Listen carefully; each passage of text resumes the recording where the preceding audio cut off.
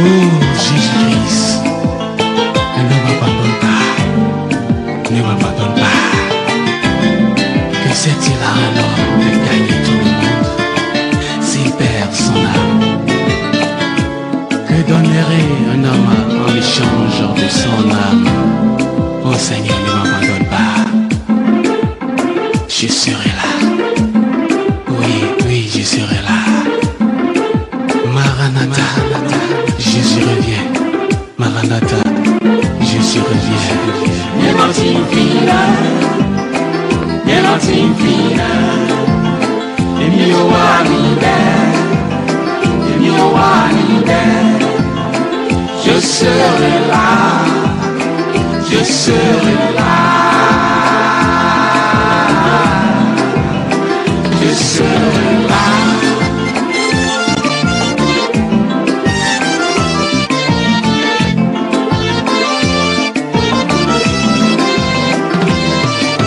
We no pe pluro tona donu vazole na notte e na iro weke konu te bele po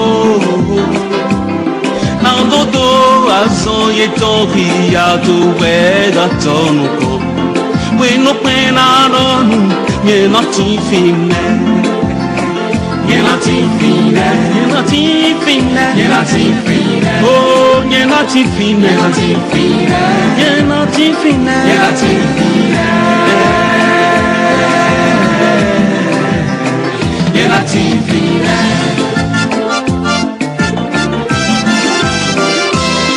Àwa yóò máa kọrin láti òwúrọ̀ títí dalẹ́.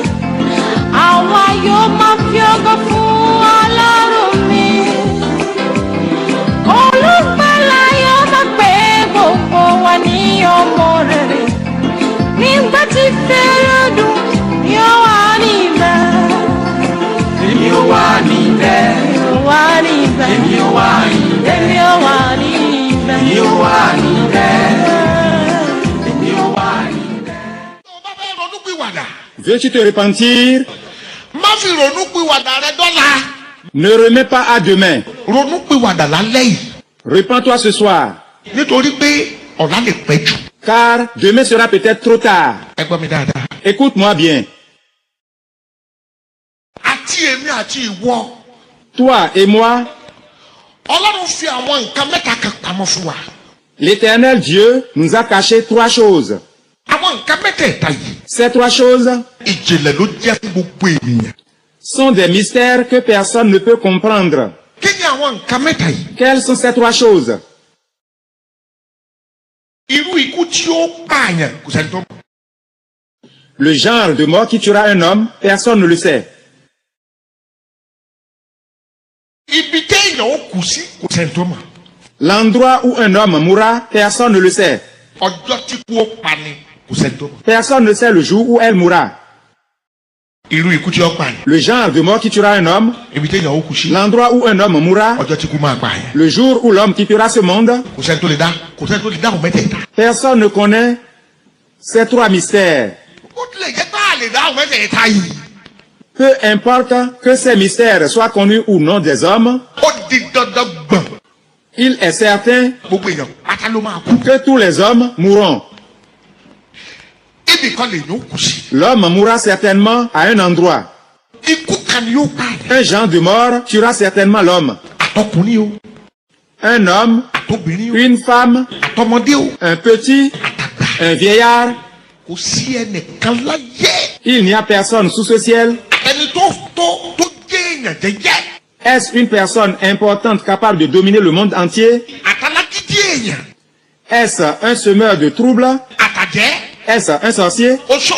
Un médisant? Èmèrè. Un possédé? Babaláwo. Un charlatan? Olóògùn kà. Un enchanteur? Ẹni tí ń fìbọn pààyàn kiri. Un tueur à gages? Olè. un voleur, àtẹni tó ń fi ọgbà àlùmọ̀ǹkẹ́rẹ́ yí gbogbo lọ́wọ́ ẹni. un escroc qui utilise des moyens frauduleux pour déposséder les gens de leurs biens. kò sọ́gbọ́n téèyàn ó dá sí i. Il n'existe aucune science capable d'aider l'homme à vaincre la mort. ó di dandan kí gbogbo èèyàn kú. Tous les hommes mourront certainement. ìdí ẹ̀yẹ́ ni mo fi sọ fún ọ wípé. C'est pour cette raison que je t'invite ohunkóhun tó o bá fẹ́ ṣe fọ́lọ́run. à faire maintenant même pour Dieu tètè ṣe ní ìsìn. ce que tu envisages de lui faire. nítorí pé o mọ̀ gbà tí kú ó dé. Car tu ne sais quand la mort surviendra. ẹ gbọ́ kínní kan. Écoute ceci. ọjọ́ mẹ́ta lèèyàn nínú ayé. Il y a 3 jours dont l'homme peut disposer sur cette terre. èmi tí mo dúró yìí. Moi qui suis devant vous tí mo tún rí orí ọ̀fẹ́ gbà lẹ́ẹ̀kan sí láti bá ẹ sọ̀rọ̀ yìí. et qui a le privilège de m'entretenir avec vous de nouveau, ọjọ́ mẹ́ta péré ni mo ní láyé. je peux jouir seulement de 3 jours. wọ́n tó jókòó yìí. Toi qui es assis en face de moi, ọjọ́ mẹ́ta péré ló ní láyé. c'est pareil pour toi. màá sì dárúkọ ọjọ́ mẹ́tẹ̀ẹ̀ta. Je vais te citer les 3 jours. àná, Hier, òní, aujourd'hui ọ̀la. et demain. nínú ọjọ́ mẹ́tẹ̀ẹ̀ta yìí. Parmi ces 3 jours, ẹyà kan péré ni tiẹ̀. un seulement t'appartient. èyí tó kù ìwọ kọ́ ló ní. Les 2 autres ne t'appartiennent pas. ẹyọ kan tó jẹ́ tiẹ̀ yìí. Le seul jour qui t'appartient, àná ni. c'est hier. àná nìkan ni kẹ́. C'est seulement hier qui t'appartient. òní kì í ṣe tiẹ̀. Aujourd'hui ne t'appartient pas. ilẹ̀ ọ̀la lè ṣàìmọ̀ bá ọ. Tu peux ne pas voir demain qui vient. gbọ́n tí mo fẹ́ sọ fún ọ yìí. Écoute ce que j'ai à te dire. ìṣẹ́jú tó wà nù rẹ̀ yìí. La minute que nous vivons òun ló ní. est la tienne. wákàtí kan lẹ́yìn àkókò yìí. L'instant qui suivra o lè má ní mọ́. peut ne pas t'appartenir, orí ìwọ kọ́ ló ní. car il ne t'appartient pas. nítorí ìdí èyí. Pour cela, ohunkóhun tó bá fẹ́ ṣe fọ́lọ́run. ce que tu envisages de faire pour Dieu, tètè ṣe é ní ìsìn. dépêche-toi de le faire maintenant. má jò ó pẹ́ jù. Ne permets pas qu'il soit tard. má jò ó pẹ́ jù rárá. Ne permets pas qu'il soit trop tard. ohunkóhun tó bá fẹ́ ṣe fọ́lọ́run. Car tu envisageais de faire pour Dieu. wọ́n kàrẹ́ ní kó fi ṣe. Quoi qu'il en soit, kó o sì tètè sáré ṣe. dépêche-toi de le faire maintenant. nítorí ikú òdọ́jọ́ o. Car la mort ne prévient pas. ikú kì í sọ fún èèyàn pé òun ń bọ̀ o. La mort n'avertit pas pour dire je viens. gbogbo ẹ̀yin tẹ́ ẹ jòkó ìpátá. Supposons qu'à cause de vous ici présents, bí àwọn bàbá wa bá sọ pé a fẹ́ ṣe ìsọjí. le staff de l'église décrète un programme de réveil spirituel ìsọjí tá a fẹ́ ṣe yìí. et le but du programme a fẹ́ káńsù ikú ni. et le but est d'anéantir la mort. a fẹ́ fi ìsọjí káńsù ikú lórí gbogbo èèyàn. Au cours du programme, nous allons anéantir la mort et plus personne ne mourra. òkìkí lọ́dún rédíò. Des communiqués sont passés à la radio ó lọ́dún tẹlifíṣàn. et à la télévision. gbogbo èèyàn yadé. Et les gens ont accouru de toutes parts. olúkúlùkù wọn gbàdúrà. Tout le monde est invité à prier avec acharnement. orúkọ jẹ́. Au nom de Jésus en disant, olúwa yí ikú kú o. ô Seigneur, anéantis la mort, anéantis-la. olúwa yí ikú kú o. Ô Dieu, anéantis la mort. ọmọ tí kú o máa ṣe. Savez-vous ce que ferait la mort? ṣe é mọ tí ó yẹ. Savez-vous ce qu'elle ferait? a máa fi gbogbo yín rẹ́rìn. Elle se moquerait de chacun de vous. ọmọ díẹ̀. Savez-vous pourquoi sọ̀rọ̀ àdúrà tá à ń gbà yẹn. les prières que vous êtes en train de kì í faire ṣe pé àgbà pé ò ní kú mọ́kọ́. ne peuvent pas empêcher la mort de ne jamais vous enlever. ṣùgbọ́n àdúrà tá à ń gbà ni pé kó o má gbà kú o ní kúkú. La prière qui te convient lors d'un tel programme est que tu ne meurs de la mort d'une autre personne, kó o má sì kú láìpé ọjọ́. que tu ne meurs pas en âge de fleurs, ṣùgbọ́n wàá kú. mais tu mourras certainement.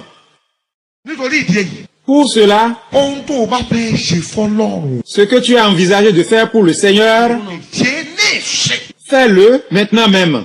má dòpẹ́. N'attends pas qu'il soit tard. àwọn olórin gidi ti kọjá lọ. Des artistes de chansons spirituelles ne sont plus. ọkùnrin kan wà nàìjíríà. Il y en a eu un au Nigeria olórin ni mo fẹ́ràn rẹ̀ pọ̀. que j'ai beaucoup aimé. ó ní àwọn ológun ànádà. Il dit, où sont les enchanteurs d'hier? àwọn ọ̀jọ̀gbọ́n ànádà. Où sont les sages d'hier? àwọn ọlọ́rọ̀ ànádà. Où sont les riches d'hier? they are no more. Ils ne sont plus. wọ́n ti kọjá lọ o, ọ̀rọ̀ wọn ti di tán. Ils sont tous morts et leurs paroles sont passées dans l'histoire. wá o. Viens maintenant. wá nígbà tí Jésù ń pè ọ́. Viens maintenant pendant que Jésus t'appelle. tètè wá o nígbà tí Jésù ń pè. Viens vite maintenant car Jésus t'appelle. jọ̀wọ́ má ṣe ṣe ọkàn rẹ lé. Pardon, n'endurcis pas ton cœur. òní lọ́jọ́ ìgbàlà rẹ o. C'est le jour pour que tu sois sauvé. ó yẹ kó rí Jésù kí o tó rí kú. tètè wá o nígbà tí Jésù ń pè. C'est bien que tu viennes à Jésus avant de mourir. Pardon, viens vite à Jésus pendant qu'il t'appelle. Nígbà táwọn bàbá wa ń sọ̀rọ̀ lẹ́ẹ̀kan. Tout à l'heure, quand les serviteurs de Dieu parlaient, Wọ́n ní ìránṣẹ́ Ọlọ́run yìí ní accident. ils ont dit que j'ai fait un accident. Òtítọ́ ni. C'est vrai. Òtítọ́ ni. Oui, c'est vrai. Ènìyàn Ọlọ́run kan ló wá pè mí. Un serviteur de Dieu m'a invité Pé kí wọ́n bá wọn ṣe ìsọjí n'Íbàdàn. pour organiser un programme de réveil spirituel au sein de leur église locale à Ibadan. Ìsọjí tí wọ́n ní kí wọ́n ṣe yìí. Lors d'un tel réveil, Mo máa ń lọ láti lọ sọ̀rọ̀ lórí ẹ̀rí mi nípa ohun tí mo mọ̀ nípa omi nígbà náà màá dẹ̀ lọ sínú deliverance Ọlọ́run á dẹ̀ rìn mo ṣe máa ń ṣe káàkiri nìyẹn. je rends témoignage de mon ancienne vie dans le monde des ténèbres avec la reine des côtes et je prie pour la délivrance de toute l'église. Bí mo ṣe wá fẹ́ lọ sí inú ìsọjí. Ce jour-là, quand je partais, Mo ń tọ́ ọmọ kékeré kan gbà náà. j'avais un petit enfant en ce temps-là. Wá gba ọmọ lọ́wọ́ ìyá ẹ̀. Je l'ai pris chez sa maman Mo gbé sí èjìká. et l'ai mis sur mon épaule Jọ o. Máa fa wàhálà nígbà tí mi ò sí nílé o. en lui disant « Pardon, ne dérange pas maman en mon absence. Máa yọ màmá rẹ lẹ́nu o. Ne dérange pas maman. Mo bá gbé fún ìyá ẹ̀. » Je l'ai ensuite remis à sa maman Ló bá bẹ̀rẹ̀ ẹkún. et il s'était mis à pleurer. Ó yan ilé kan náà. L'as-tu pincé? Demandai-je à sa maman. Ó lóun ò yan ilé kan náà. Non, dit-elle. Wọ́n! Ohun tó bá fẹ́ ṣe fọ́lọ́run tètè ṣe é ní. Regarde, ce que tu veux faire pour Dieu, fais-le maintenant même. N bá tún gba ọmọ yìí, n bá tún gbé sáyà. J'ai repris l'enfant et l'ai gardé sur ma poitrine. Bí mo ṣe gbé sáyà. Quand je l'ai repris, Ó tún dákẹ́. il s'était calmé. Mo tún gbé fún ìyá ẹ̀ padà. Je l'ai remis à sa maman. Ó bá tún bẹ̀rẹ̀ gbé. Il a commencé à pleurer. Ah ah, Ìránṣẹ́ Ọlọ́run kan wà. il y a un serviteur de Dieu Orúkọ rẹ̀ a máa pé ikú pé méjì lèmi mọ̀ sí, a máa jẹ́ ikú pé méjì. de l'ethnie Goun. Il s'appelle Okupe Meji. Èmi àtòun lájọ lọ sí ìsọjí. C'était avec lui que j'étais parti pour le programme. Nígbà tí ọmọ iṣẹ́ àtẹ̀síwájú láti máa ké. Et comme l'enfant continuait de pleurer, Ikú pé méjì wá sọ fún mi wípé Okupe Meji me dit bá a bá tiẹ̀ bímọ rí ara ẹmọ lẹ́yìn àdé. qui n'a pas encore d'enfant, voit au moins des poussins avec des poules. Àwọn ìgbọ́mọ ìfún ìyá ẹ̀ kó jẹ́ ká lọ sí ìsọjí. Homme, remets l'enfant à sa maman pour que nous partions. N bá gbọ́mọ fún ìyá ẹ̀. Je remis l'enfant à sa mère. Bá a ṣe ń lọ ló ń ké. Et il pleurait quand nous partions. Ló ń ké. Il pleurait. Mo fẹ́ kó gbàdúrà níbi tó jókòó sí yẹn. Je veux que tu fasses une prière là où tu es assis. Ìrìn àjò tí màá rìn tí mi ò ní padà wálé. Tout voyage que je ferai ici-bas et je ne retournerai plus chez moi, Tó jẹ́ pé tí wọ́n máa wí ni pé ẹ lọ bá a ní mọ́ṣúárì olùwàmọ́dé ìrìn àjò yẹn lọ́dún yìí. et l'on dira, allez voir son corps à la morgue. Seigneur, épargne-moi d'un tel voyage cette année. Ça y est, prie au nom de Jésus. Prie. Seigneur, par ton précieux sang, annule un tel voyage de mes programmes cette année au nom de Jésus. Au nom de Jésus, nous avons prié. Amen. Mo fẹ́ kó o ní kíní kan sọ́kàn. Je veux que tu gardes à l'esprit Nínú ẹ̀rí ọ̀rọ̀ Ọlọ́run àti ìsọjí yìí, a ó máa gba àdúrà gan. qu'au cours du présent programme, tu vas beaucoup prier et entendre la parole de Dieu. Kò sí àyè oorun nú ẹ̀ rárá. Tu n'auras donc pas de place pour le sommeil. Mo sì fẹ́ kó o yá mi ní gbogbo nǹkan tó jẹ́ ènìyàn nínú rẹ̀. Je veux aussi que tu invites pour les jours suivants tous tes parents et amis que tu possèdes. Èmi àti ránṣẹ́ Ọlọ́run yà gbéra lọ sí Ìbàdàn. Nous nous étions donc rendus à Ibadan, A ṣe ìsọjí lálẹ́ ọjọ́ náà. avions démarré le programme le soir là. Bí a ṣe lọ síbi tí wọ́n gbà mí sí, Nous avons été logés quelque part, ọkàn mi ò balẹ̀. mais j'étais troublé. Èrò tó wá sọ́kàn mi ni èrò ọmọ yẹn ike tó ké lánàá. Une pensée m'a troublé toute la nuit.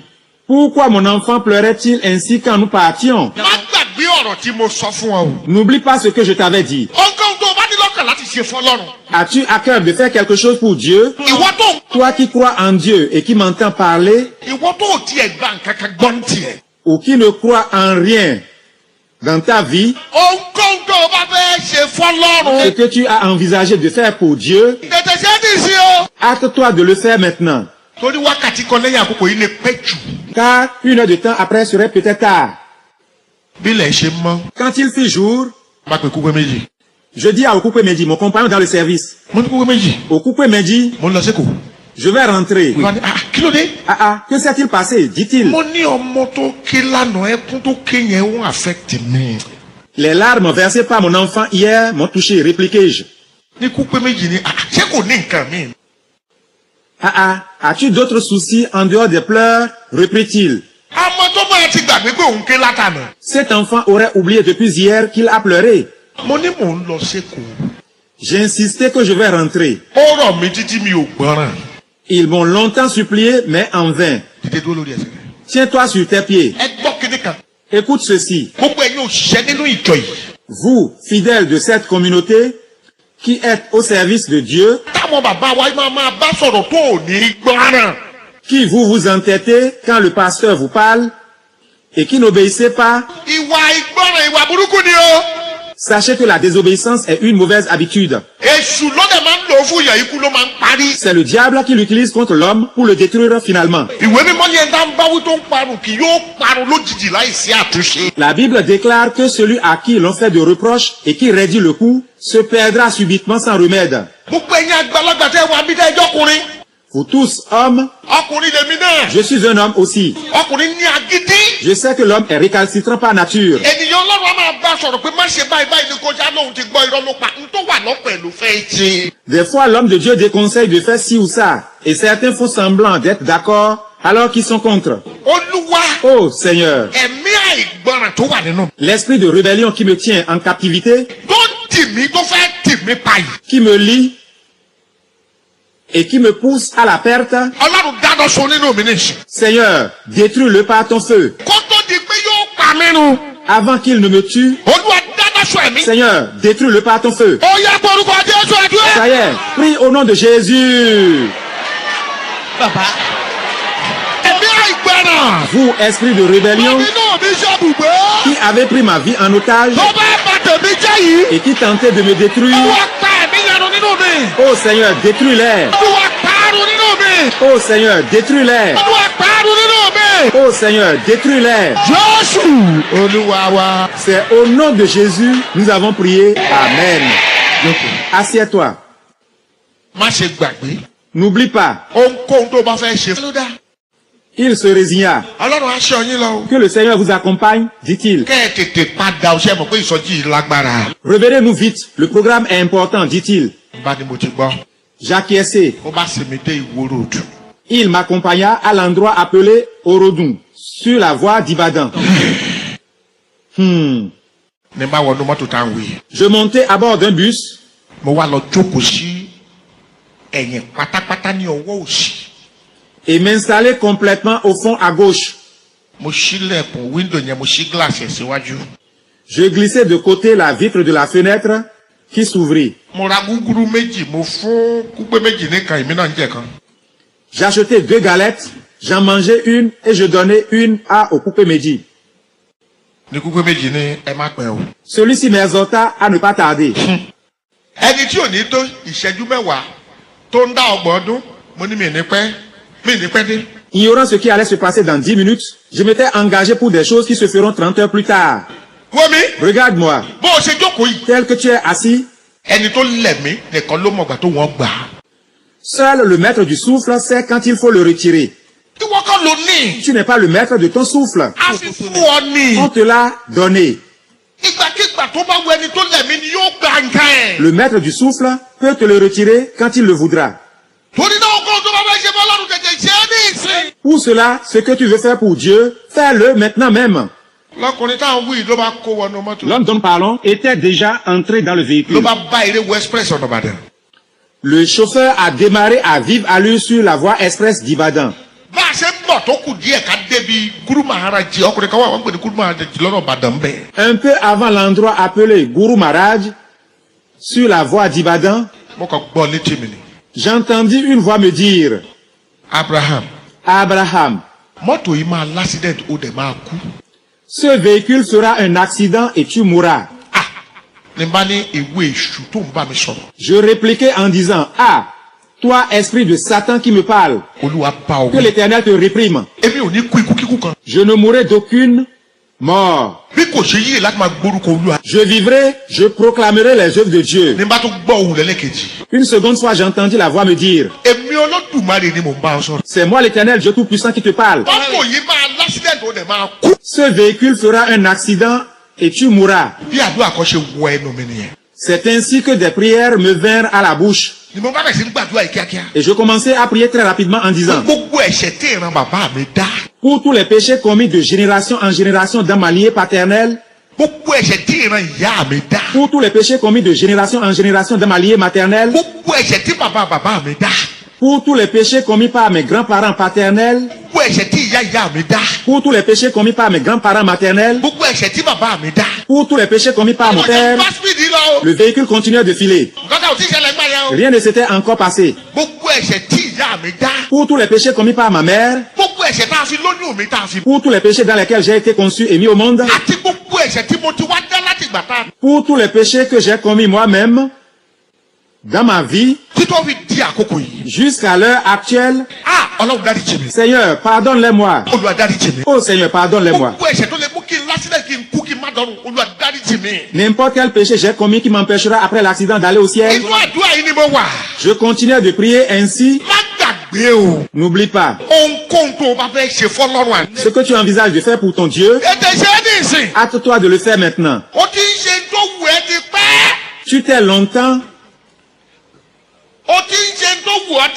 Tu t'es longtemps comporté comme tu veux.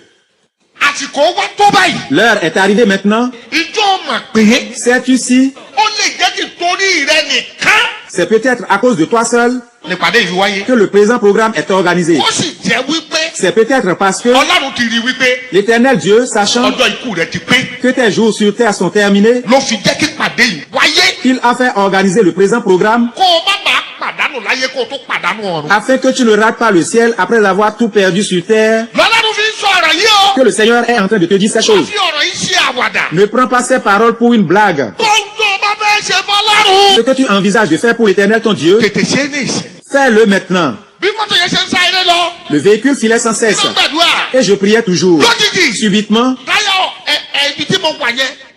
le pneu par où j'étais assis, Táyà ibi tí mo wà yẹn. le pneu par où j'étais assis Ó kọ̀ bọ́ọ̀sì ní gbáà. s'explosa. Bah! Mọ́tò yẹn bá gbéra sókè báyìí. Le véhicule fut projeté en Mi ò l'air. sùn. Je ne dormais pas. Gbéra sókè báyìí mò ń wo gbogbo ẹ̀. Je le regardais quand il allait en l'air. Ẹgbẹ́ ibi tí mo dùn kó sì yẹn ló fi balẹ̀ lẹ́yìn. L'endroit où j'étais assis tomba violemment au sol. Bó ṣe gbálẹ̀ gbìn. Et quand il chuta, bim, au sol, Èmi tó pin mo gbọ́. j'ai su quand il était tombé violemment, bim, sur le Ó dos. tún balẹ̀ ó tún bá speed lọ. Puis le véhicule échoua au sol et continua. Bó ṣe balẹ̀ lẹ́lẹ́kejì yẹn. Quand le véhicule échoua de nouveau au sol, Táyà ọwọ́ ọ̀tún níwájú náà ló gbáà. le pneu avant côté droit s'exposa. Bah! Ẹ̀yin ènìyàn. À vous qui êtes à l'écoute. Ibi tí mo mọ̀ mọ́ nìyẹn. J'ai été conscient jusque-là. Dédúró lórí ẹsẹ̀ rẹ̀. Tiens-toi debout. Mo fẹ́ kó gbàdúrà sí Ọlọ́run. Je veux que tu pries comme si après. Ọlọ́run jọ̀ọ́. Éternel Dieu, pardon. Má jẹ́ kéṣù kó bà tèmi jẹ́. Ne permets pas que Satan me détruise. Má jẹ́ kí Sátánì kó fi sí mi lọ́kàn láti ṣe àìgbọràn títí màá fi wá kú tí màá fi wá lọ sọ́dọ̀ àpárí. Ne permets pas que Satan mette en moi l'esprit de rébellion qui me conduirait à la mort et finalement en enfer. Olúwa ṣí ọkàn mi. Éternel Dieu, ouvre mon cœur. Olúwa gbá ọkàn mi lálẹ́ yìí. Éternel Dieu, sauve mon cœur ce soir. Ní agbórúkọ Jésù àdúrà. Ça y est, prie au nom de Jésus. Gbàdúrà. Prie, prie. Éternel Dieu, aie pitié de moi. Aie pitié de moi. Seigneur, aie pitié de moi. Olúwa ṣàánú mi. Seigneur Jésus, aie pitié de moi. Olúwa ṣàánú mi. Seigneur, aie pitié de moi.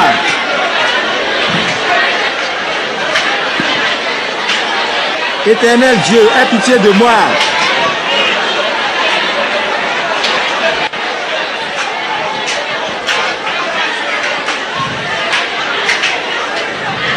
Éternel Dieu, aie pitié de moi. Jésù. Olúwa wa. Au nom de Jésus, nous avons prié. Amen. Ẹ jókòó. Asseyez-vous. Má gbàgbé o. N'oublie pas, Ohun tó o bá fẹ́ ṣe fọ́lọ́run. ce que tu envisages de faire pour Dieu, Tètè ṣe é ní ìsìn. fais-le maintenant même.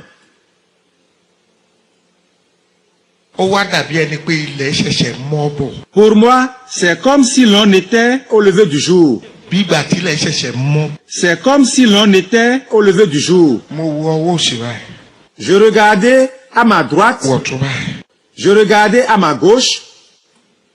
mo wá rí àwọn èèyàn tí wọ́n ti tò lọ. Je vis une longue file de personnes. àwọn mọ́tò tó ń bọ̀ lọ àtàwọn tó ń bọ̀ wọ́n ti park wọ́n ti tò lọ. À l'aller comme au retour, des véhicules en stationnement s'étaient alignés. èmi ò mọ̀ ṣùgbọ́n ẹ̀jẹ̀ ti bo gbogbo orí mi. Je ne savais pas que j'avais du sang partout sur la tête. àwọn obìnrin kan káwọ́ lé ni wọ́n ń ṣe ìkúnlẹ̀ abiyamọ o. En pensant aux douleurs d'enfantement des mamans, des gens se lamentaient la main sur la tête. ìkúnlẹ̀ abiyamọ o. Imaginez les douleurs d'enfantement de leur maman. mo wá sọ fáwọn èèyàn pé. Je disais aux gens, ẹ wá gbé mi. pardon, venez me prendre. tó ẹ wá gbé mi. De grâce, venez me prendre. ọkàn Abraham kò sẹ́ni tó máa wá gbé ẹ ń bì. Abraham, personne ne peut te sortir de là. ṣùgbọ́n màá fún ẹ ní agbára ìkẹ́. Mais je vais te donner une dernière force. tó fi lè jáde. Pardon, tó fi lè jáde. qui te permettra de sortir. gbogbo glace mọ́tò yẹn ti fọ́. Toutes les vitres du véhicule s'étaient brisées. tiwájú àtẹ̀yìn àti gbogbo glace ẹgbẹ̀gbẹ́ gbogbo ẹ̀ ti rún. Devant comme derrière, elles s'étaient toutes brisées. mọ́tò yẹn ti wá kọjú padà sẹ́nu Ìbàdàn ó ti rún wẹ́gẹ́gẹ́ sẹ́gbẹ́ kan báyìí. Sa carrosserie s'était pliée d'un côté. irin tó wà níbi tẹ́mi jókòó sí lọ́wọ́ iwájú ó ti tẹ̀ báyìí ó ti tẹ̀ àyà mi. lẹ́yìn tó tẹ̀ mí lẹ́yìn. L'une de ces traverses s'étant pliée m'avait coincé à l'intérieur au niveau de la poitrine. agbára yẹn sì wọ inú mi lóòótọ́. Soudain, une force m'avait pénétré. nítorí àkókò wa. Je note que l'heure est avancée. bá tìkìní yẹn síwájú. J'ai enfin repoussé la traverse nígbà tí mo ti irin yẹn síwájú. et quand je repoussais la traverse, mo wá gbà tójú wíńdò jáde. je sortis du véhicule par l'une des fenêtres. tí máa jáde. Lorsque je suis sorti, mo ráwọn èèyàn tó ń tẹ́ sílẹ̀. j'ai vu des gens couchés au sol. mo ráwọn tó ń gbé jókòó sílẹ̀. D'autres sont assis tí wọ́n ń da omi lé et wọn. l'on versait de l'eau sur leur tête. ọkùnrin kan dúró tì mí báyìí. Un homme se trouvait à côté de moi. èmi wá fẹ́ sọ fún un pé nǹkan kan ò ṣe mí. Je n'ai rien eu, lui ai-je dit. kẹ́ ẹ lè mọ̀ pé nǹkan kan ò ṣe mí. Pour que tu saches que je n'ai rien eu, màá rìn ní ìsìn o. je vais marcher maintenant. mo ṣe gbé ẹsẹ̀ báyìí. Ayant fait un pas en avant, àṣé mo kiri mọ́lẹ̀. j'ai commencé à courir sans le savoir. ni mo wá gbọ́dọ̀ nìkan gbàdúgbò ẹmú. Quelqu'un cria et dit, arrêtez-le, arrêtez-le. kò gbọ́dọ̀ ṣubú kò gbọ́dọ̀ ṣubú. Il ne doit point tomber. Empêchez-le de tó bá tomber. ṣubú ó máa kú ni. Il mourrait s'il tombait. wọ́n bá ra mú mi lọ́lẹ̀. Je fus rattrapé et fus doucement couché au sol. òǹgbẹ kan wá gbẹ mí láti. Je commençais à sentir du fond de moi une forte soif.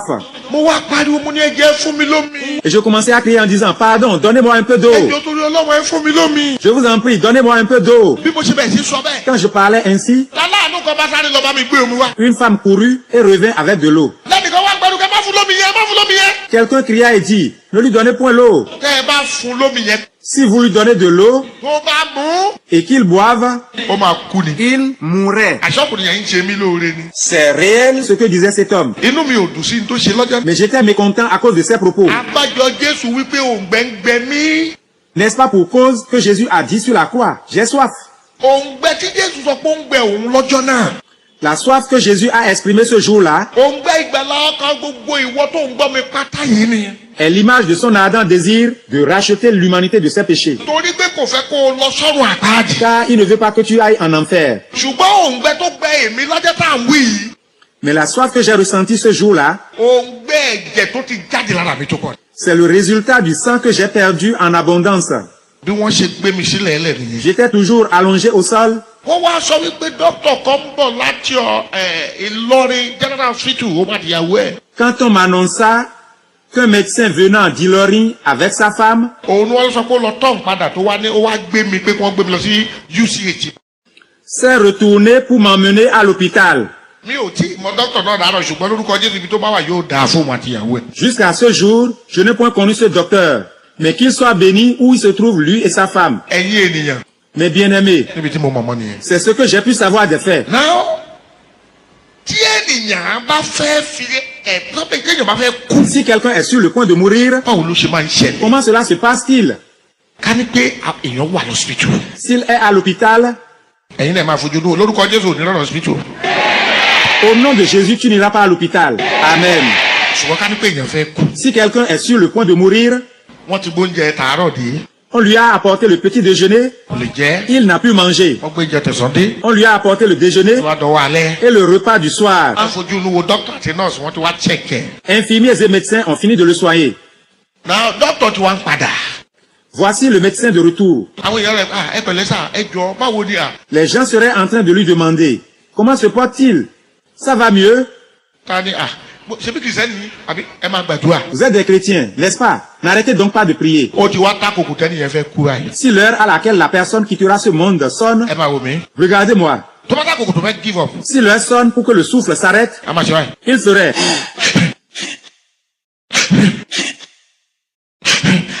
tó bá dé stage kan. À un moment donné, a máa ṣe. il ferait.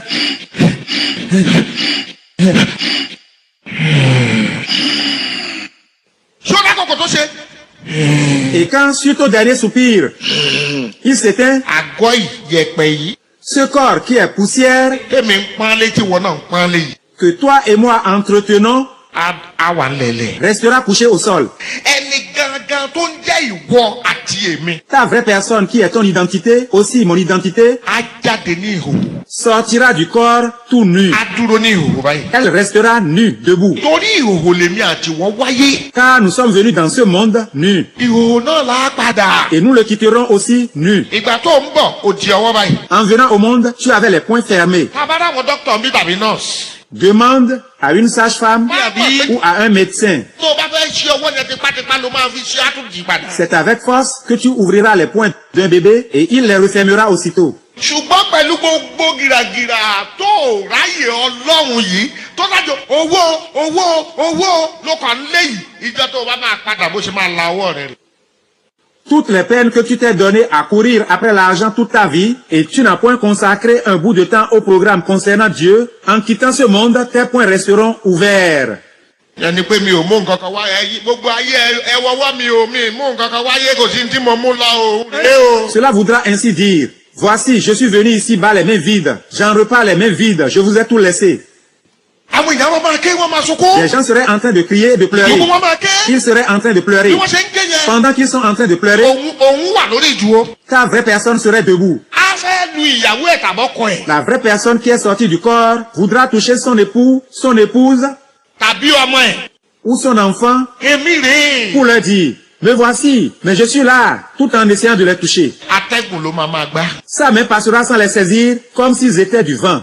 Sa main ne les touchera pas. àwọn èèyàn máa sunkún ṣùgbọ́n wọn ò ní rí. Les gens seraient en train de pleurer, mais ne la verront pas. òun á wá dúró báyìí. Ta vraie personne serait wọ́n debout. tó àkókò kan. À un moment donné, a wá ní àbí mo ti kú nìyẹn. elle se demande, ou bien, suis-je mort? sẹ́ni bọ́bá ti rò pé àbí mo ti kú nìyẹn. Il suffit qu'elle se demande, ou bien, suis-je mort? lójijì tó sọ̀rọ̀ yẹn. Aussitôt, après avoir parlé ainsi, a kàn gbéra sókè fi. ses pieds s'élèveront du sol a wá wà nù afẹ́fẹ́. et elle se retrouvera en l'air. torí kó jẹ́ ìgbà àkọ́kọ́ tó kọ́kọ́ ṣẹlẹ̀ inú afẹ́fẹ́ ló máa wà kò ní wálẹ̀. Comme c'est pour la première fois qu'une telle chose lui arrive, elle serait en train de basculer comme si elle allait tomber. Mais elle ne tombera, il ne descendra. ní tó máa ṣẹlẹ̀ sí ẹni wàá rántí pé mo sọ bẹ́ẹ̀. Ah, ce que tu entends là, tu le vivras et tu t'en souviendras. nígbà tó bá wá tó àkókò kan. À un moment donné, a kàn máa lọ sókè ní fíì. tu t'envoleras vers le ciel à vive allure. sẹ́ni a kò kọjá sẹ́ni àwọn ògiri tẹ̀ ń wò yìí. Ces murs et béton que nous voyons, ìwọ ló lè kọjá mbẹ nítorí àgọ́ ara yìí. c'est toi qui ne peux passer au travers d'eux à cause de ce corps. ṣùgbọ́n ẹni tó ti kú. Mais celui qui est mort kò kọjá mbẹ nígbà tí yàn kọjá lára atẹ́gùn ni. passe au travers d'eux comme s'il s'envolait. fíì. Il passe vite comme un éclair. àwa máa bá speed lọ tí o ṣe control. Il s'envolera à une très grande vitesse qu'il ne peut contrôler lui-même. kò ní lè control speed yẹn. Il ne peut se guider lui-même. eré ló máa bá lọ. Il serait en train de filer ainsi. bó ṣe ń bá eré burúkú lọ yẹn. En filant à cette vitesse, tó bá dé stage kan. à un niveau donné, a kò bára ẹ̀ nílẹ̀ lẹ́ pì. il se retrouvera brusquement au sol. ilẹ̀ ilẹ̀ tó bára ẹ̀ yẹn. Là où il se retrouvera au sol, a máa wo wájú báyìí. il regardera devant lui. kò sókè mẹ́. Il n'y a ni montagne, kò sómi. ni eau, kò sígi. ni arbre. mi mọ àwọn àdúgbò yìí bá fi júwe a máa wò débi tí ò ti nílè rí ara rẹ̀ mọ́ lọ́nà tó jí. Vous pouvez être ici à regarder à une vingtaine de kilomètres devant vous. Vous ne verrez ni montagne, ni arbre, ni eau. ẹ̀rọ àwọn bàbá ni mo mú wáyé ni mo mú wáyé. Terrifié par la peur, il se demandera sans cesse, où suis-je arrivé? Où suis-je arrivé? Ha, ha, ha, ha. àyà mama já. Il sursautera de temps en temps de peur. bó ṣe ń ṣe yẹn. En se comportant ainsi, tó bá yá. au bout d'un temps, a wá rí ẹnìkan tó máa bọ̀ látọ̀dọ̀ tó jí. il verra quelqu'un venant de très loin devant lui. òun wáyé máa ṣe ni mo mú wáyé. Terrifié par la peur, il se demandera sans cesse, où suis-je arrivé? ẹnìyàn a máa súnmọ́. Celui-ci se rapprochera de lui, a máa súnmọ́. peu à peu, a máa sún. peu à peu de lui, a máa sún. peu à peu de lui, peu à peu de lui. tó bá yá. Un peu de temps après, a dé ọ̀dọ̀ il se ẹ̀. tiendra près de lui àwa gbọ́ ọ ní báyìí. le saisira par l'épaule. Bí ọwọ́ lè báyìí. S'il le touche, Ó jẹ́ sọ, il sursaute de peur ẹjọ́ sà, ní mo wà yìí. en disant, pardon monsieur, où suis-je arrivé? Ẹjọ́ kí ló ṣe mí? Que m'est-il arrivé? Níbo ni mo wà yìí? Où suis-je arrivé? Ẹnìyẹn ló máa wá sọ fún. Et l'être lui dira, Ọmọ ènìyàn, fils de l'homme, o ti kú, tu es déjà mort. o ti fi ilé ayé Tu sílẹ̀. as déjà quitté le monde. Á ní wo wájú ẹ̀. Il lui dira, regarde devant toi. Ta lórí. Qui as-tu vu? Á ní mi ò rí èèyàn kankan. Je n'ai vu personne, dira le mort. Á ní wọ̀ tún ẹ̀. Regarde à ta droite. Ta lórí. Qui as-tu vu? Mi ò rí èèyàn. Je n'ai vu personne, dira le mort. Á ní wò sí ẹ. Regarde à ta gauche. Ta lórí. Qui as-tu vu? Mi ò rí èèyàn kankan. Personne, dira le mort. Á ní wẹ̀yìn ẹ. Regarde derrière toi. Ta lórí. Qui as-tu vu? Mi ò rí èèyàn kankan. Personne, dira le mort. Á wá wí pé. Puis il dira au mort, Ṣé o wá rí ní ìsìn? vois-tu maintenant Gbogbo tó gbé kàyà nínú ayé. tout ce qui a occupé ton cœur sur la terre et Lọ́lọ́run. tu n'as pas eu le temps de te consacrer à Dieu? Ṣé o ti wá rí pé asánú asán? Vois-tu que vanité des vanités, tout est vanité? Gbogbo ẹ̀ ìmúlẹ̀ mo fò. Vanité des vanités, tout est vanité. Òjijì á wá béèrè lọ́wọ́ ẹ̀ because kò tí ì ní mẹ́ni tó jẹ́ ń gbà yẹn. À l'heure là, le monde ne pouvait pas encore connaître qui est cet Ẹni tó être. máa béèrè lọ́wọ́ òkú yẹn ló máa béèrè lọ́wọ́ ẹgbẹ́ ẹjọ́ Sátánì yín. C'est alors que le mort demandera à l'être, pardon monsieur, qui êtes-vous? Èèyàn á wá sọ fún un pé èmi ní òjijì rẹ̀ L'être lui répondra, je suis ton ombre tí mo ti ń bá ẹ bọ̀ láti inú ayé. qui te suivait depuis la terre. Ṣé lójijì dá wò yìí? L'ombre que vous voyez d'habitude Ó lágbára ju ènìyàn lọ. est plus forte que l'homme. Abájọ Bíbélì wípé C'est pour cela que la Bible dit, Olúwa ní òjijì rẹ̀ l'Éternel Dieu est ton ombre ní ọwọ́ ọ̀tún rẹ̀. à ta droite.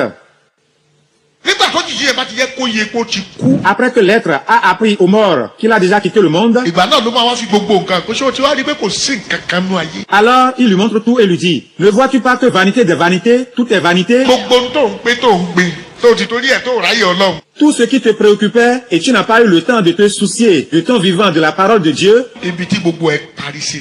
et voilà leur fin. Torí náà, Pour cela, ohunkóhun tó o bá fẹ́ ṣe fọ́lọ́ ce que tu envisages de faire pour ton Dieu, tètè ṣe ní ìsìn fais-le maintenant même, kó tó ti pọ̀ pẹ́ jù. avant qu'il ne soit tard. Dé dúró lórí ẹsẹ̀ rẹ̀. Tiens-toi debout. Àdúrà kan ṣoṣo ló fẹ́ gbà lálẹ́. Tu feras une seule prière. Màmá gbọ́ mi dáadáa. Maman, écoute-moi bien. Bàbá gbọ́ mi dáadáa. Papa, écoutez-moi très bien. Ọ̀pọ̀ ènìyàn ló ti kọjá lọ lọ́dún tó kọjá. Il y a beaucoup qui sont morts l'an passé. Ọjọ́ tí gbogbo yàn pariwo Happy New Year yẹn. Même après avoir crié Alléluia à la veille du Nouvel An, Kílẹ̀ tó mọ́ lọ́jọ́ náà ọ̀pọ̀lọpọ̀ ti kọjá lọ. beaucoup sont morts avant l'aube du premier jour du Nouvel An. Bá a ṣe ń sọ̀rọ̀ yìí, À ce moment où nous parlons, àwọn kan ń kú lọ́wọ́lọ́wọ́. des gens sont en train de mourir. Omi, Regarde-moi, pé o sì ní orí ọ̀fẹ́ láti wá bí. tu as le privilège d'être ici ce soir. Àánú lórí gbà. C'est une grâce de Dieu. Mo fẹ́ kó o káwọ́ rẹ méjèèjì sọ. Je veux que tu lèves tes deux mains. Àdúrà tó fẹ́ gbà nìyẹn o. Voici comment tu vas prier. Wà á ní Olúwa. Tu diras, Seigneur Jésus, Kó tó di pé mo dágbére fáyé. avant que je ne tourne dos à ce monde, Ọlọ́run gba ọkàn mi là ní ìsìn. Seigneur, sauve mon cœur maintenant même. Lọ́wọ́ báyìí ni kò. Sauve mon esprit maintenant même. Ayérayé o. Dieu d'éternité en éternité, Mo fi títóbi rẹ bẹ̀ ọ́. je te supplie à cause de ta grandeur et de ta providence, Ọjọ́ tí màá pàdé òjijì mi ní ìgbà àkọ́kọ́. le jour où je rencontrerai pour la première fois mon ombre, Lẹ́yìn tí màá filé ayé lẹ̀. après avoir quitté le monde, Olúwa má jẹ́ n kábàámọ̀ pé mo wáyé. Seigneur, ne permets pas que je regrette d'avoir séjourné sur la terre. Ọ̀pọ̀lọpọ̀ ń kábàámọ̀ lọ́wọ́lọ́wọ́ báyìí. Il y a plusieurs personnes qui ont regretté d'avoir vécu ici-bas, Ṣùgbọ́n o ti pẹ́ jù fún wọn. mais c'est déjà trop tard. Fún ìwọ. Mais pour toi, Fún ìwọ. mais pour toi, Fún ìwọ. mais pour toi, Fún ìwọ tó wà ń ta yẹn. toi qui es assis au dehors, Kò ì tí ì pẹ́ jù báyìí. ce n'est pas encore trop tard pour toi. Ṣùgbọ́n wákàtí kan lẹ́yìn àkókò yìí. Une heure de temps encore après l'heure à laquelle nous sommes, Ó máa pẹ́ jù fún ọ̀pọ̀lọpọ̀ èèyàn láyé. serait peut-être trop tard pour certaines personnes. Ọlọ́run o. Éternel Dieu, Ní ọjọ́ tí mo bá fi ilé ayé sílẹ̀. le jour où je tournerai dos à ce monde Tí mo bá rí òjijì mi fún ìgbà àkọ́kọ́. et je verrai mon ombre pour la première fois Lẹ́yìn ikú. après la mort, Ọlọ́run má jẹ́ n kábàámọ̀ pé mo ne wáyé. permets pas que je regrette d'avoir séjourné sur terre. Kó tó di pé mo fàyè lẹ̀. Avant que je ne quitte ce monde, Olúwa gba ọkàn mi là ní ìsìn. Éternel, sauve mon âme. Yá gborúkọ Jésù àdúrà. Saïd, prie au nom de Jésus. Àdúrà tó ká ènìyàn gbà dáadáa. C'est la dernière requête de prière de ce soir. Prie bien. Gbà dáadáa. Prie bien. C'est la dernière requête. Gbà dáadáa. Prie bien. C'est la dernière requête. Gbà dáadáa. Prie bien, c'est la dernière requête. ayérayé nínú àwọn Éternel ọ̀run. Dieu, d'éternité en éternité, Olúwa dá ọkàn mi là ní ìsìn. sauve mon cœur Dá ce ọkàn mi là soir. ní ìsìn. Sauve mon âme. Dá ọkàn mi là ní ìsìn. Sauve mon cœur ce soir. Má jẹ́ n kábàámọ̀ pé mo wáyé. Ne permets pas que je regrette d'avoir été de passage sur Má jẹ́ n terre. kábàámọ̀ pé mo wáyé. Ne permets pas que je regrette d'avoir Má séjourné jẹ́ sur n la terre. kábàámọ̀ pé mo wáyé. Ne permets pas que je regrette d'avoir séjourné sur la terre. Fais-moi miséricorde. Olúwa ṣàánú mi. Fais-moi miséricorde. Olúwa ṣàánú mi. Fais-moi miséricorde. Olúwa ṣàánú mi. Fais-moi miséricorde. Olúwa ṣàánú mi. Fais-moi miséricorde. Olúwa ṣàánú mi. Fais-moi miséricorde. Olúwa ṣàánú mi. Fais-moi miséricorde. Olúwa ṣàánú mi. Fais-moi miséricorde. Ọlọ́run gbà mí. Sauve-moi. Gbà mí. Sauve-moi. Gbà mí. Sauve-moi. Gbà mí. Sauve-moi. Gbà mí. Sauve-moi. Gbà mí padà. Sauve-moi. Gbà mí padà. Sauve-moi. Gbà mí padà. Sauve-moi. Gbà mí padà. Sauve-moi. Gbà mí padà. Sauve-moi. Gbà mí padà. Sauve mon âme. Gbà mí padà. Sauve mon âme. Padà. Sauve mon âme. Jésù Olúwa wa. C'est au nom de Jésus nous avons prié. Amen. Ọ̀pọ̀lọpọ̀ èèyàn ló ṣe àìsàn nílùú yìí. Beaucoup de personnes sont malades dans ce pays. Olóhùn dẹ̀ fẹ́ wò wọ́n sàn. Plusieurs personnes sont malades dans ce pays. L'Éternel Dieu m'a dit qu'il veut bien les guérir. Ọ̀run wí pé Les cieux m'ont dit ọ̀pọ̀ obìnrin ló ń lóyún tójú yẹn ń wálẹ̀. qu'il y a une femme qui fait de fausses couches.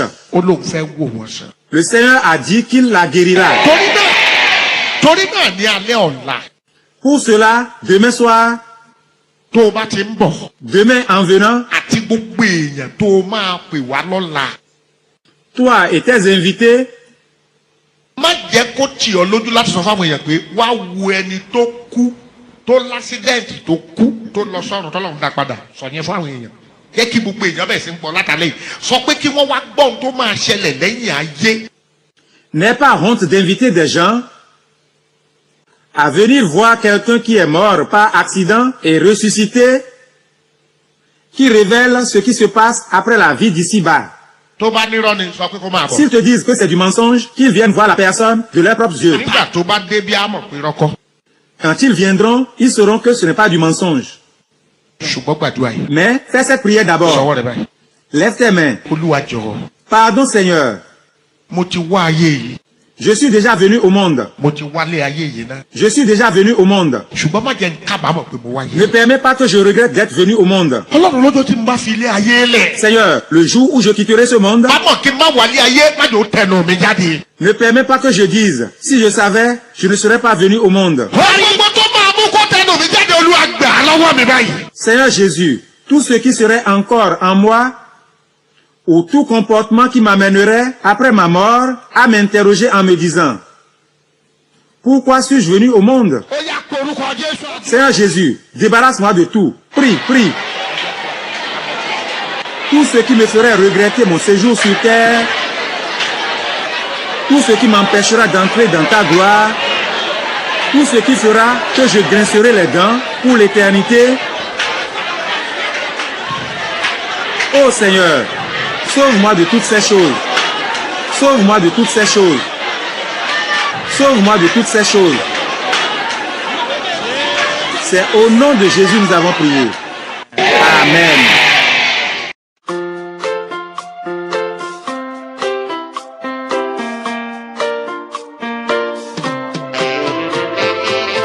Mon frère, pourquoi irais-tu en enfer pendant que l'Esprit de Dieu t'en empêche? Oh, ma sœur, pourquoi irais-tu en enfer pendant que le Dieu d'amour de temps une verge? Mon frère, pourquoi irais-tu en enfer pendant que l'Esprit de Dieu t'en empêche? Ìwọ arákùnrin, ìwọ arábìnrin, èé ṣe tí ìwọ yóò fi lọ sọ́run àpáàdì nígbà tí Ọlọ́run kò fẹ́ bẹ́ẹ̀. Nígbà tí ó na ọwọ́ àánú rẹ̀ sí ọ nínú ipò ẹ̀ṣẹ̀ jíjì tí ó wà. Kí ìwọ kí ó sì fa ọwọ́ àánú náà lónìí, èé ti rí tí ìwọ yóò fi lọ sọ́run àpáàdì lẹ́yìn ikú rẹ̀. Gbọ́ àwọn ọ̀rọ̀ wọ̀nyí kí o sì gba ẹ̀mí rẹ kúrò lọ́wọ́ agbára ọ̀run àpáàdì.